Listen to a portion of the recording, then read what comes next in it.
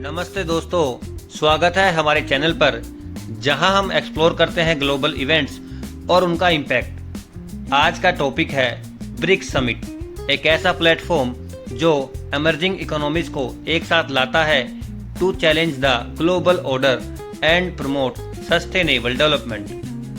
BRICS की full form है Brazil, Russia, India, China और साउथ अफ्रीका।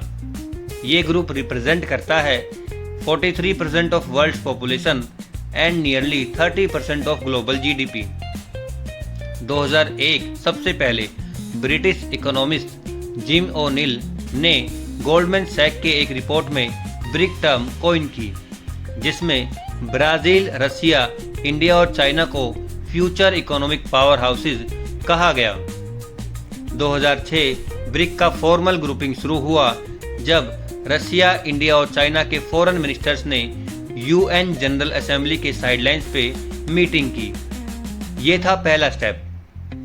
2009 पहला ब्रिक्स समिट हुआ येकातेरिनबर्ग, रशिया में, जहां लीडर्स ने ग्लोबल इकोनॉमिक रिफॉर्म्स और कोऑपरेशन पे फोकस किया, specially post the 2008 financial crisis. 2010 south Africa को इनवाइट किया गया और दिसंबर 2010 में वो ऑफिशियली ब्रिक का मेंबर बना, renaming the group to BRICS. 2023-24 BRICS का एक्सपेंशन हुआ। इजिप्ट, इथोपिया, ईरान और यूएई नए मेंबर्स बने और इंडोनेशिया भी 2025 में ज्वाइन हुआ, making it the first south east Asian member. ये ब्रिक्स प्लस के नाम से जाना जाने लगा। ब्रिक्स ने टाइम के साथ कई इंपॉर्टेंट माइलस्टोन्स अचीव किए हैं। 2013 में डरबन समिट में न्यू डेवलपमेंट बैंक और कंटिजेंट रिजर्व अरेंजमेंट के क्रिएशन की अनाउंसमेंट हुई, जो डेवलपिंग कंट्रीज के लिए अल्टरनेटिव फंडिंग प्रोवाइड करता है, bypassing western dominated institutions like IMF and world bank. 2014 Fortaleza Brazil summit में new development bank officially establish हुआ with its headquarters in Shanghai. ये बैंक इंफ्रास्ट्रक्चर और सस्टेनेबल प्रोजेक्ट्स फंड करता है।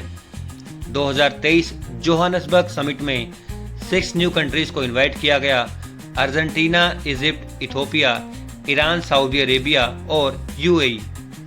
Argentina ने decline किया, लेकिन 4 देश इसमें शामिल हुए। 2024 कजान समिट रशिया में पहला समिट था विद एक्सपेंडेड मेंबरशिप। थीम था strengthening multilateralism for fair global development and security. यहाँ ब्रिक्स पे सिस्टम इंट्रोड्यूस हुआ, जो स्विफ्ट का अल्टरनेटिव है फॉर फाइनेंशियल ट्रांजैक्शंस।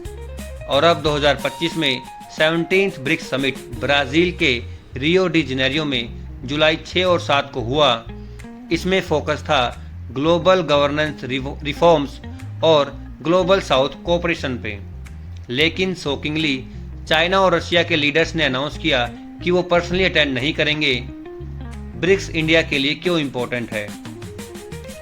ये प्लेटफॉर्म इंडिया को ग्लोबल स्टेज पे लीडरशिप दिखाने का चांस देता है। 2024 कजान समिट में पीएम नरेंद्र मोदी ने टेररिज्म के खिलाफ ग्लोबल एक्शन की बात की और एआई के एथिकल यूज के लिए स्टैंडर्ड्स बनाने का प्रपोजल दिया। प्लस इंडिया चाइना के LAC डिस्प्यूट का रिजोल्यूशन भी इस समिट के साइडलाइंस पे डिस्कस हुआ, जो एक मेजर डिप्लोमेटिक विन है। इंडिया 2011 में ब्रिक्स का चेयर था और 2025 में भी चेयरमैनशिप लेगा, with the theme building resilience and innovation for cooperation and sustainability. ये शो करता है इंडिया का growing influence in global governance. लेकिन ब्रिक्स के सामने चैलेंजेस भी है। Geopolitical tensions, India China border issues और Iran Saudi Arabia rivalry group की यूनिटी को चैलेंज करते हैं।